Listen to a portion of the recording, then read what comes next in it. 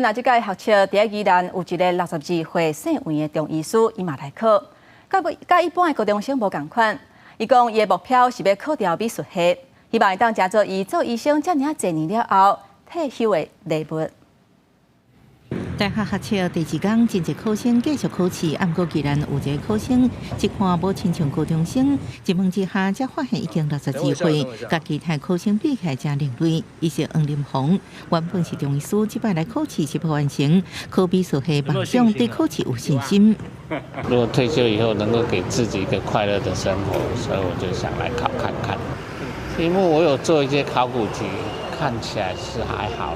伊是家人病院中医主治医师，读过6间大学，有2个学士加硕博士学历。伊讲，一直学习会感觉快乐，因为一件代志未必晓到会晓，伊要甲其他考生讲，学习才是人生当中真快乐的代志。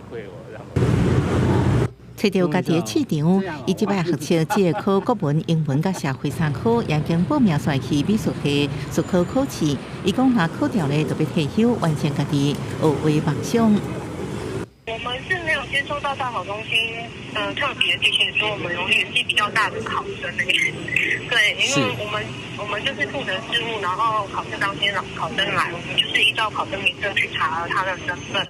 学测宜兰考区即摆有2319岁考生来考试，开70间考场。黄林宏是毋是即摆学测年岁上大考生？还佫等大考中心来证实。不过，伊一直学习的心态已经在地方引起未少的讨论。记者综合报道。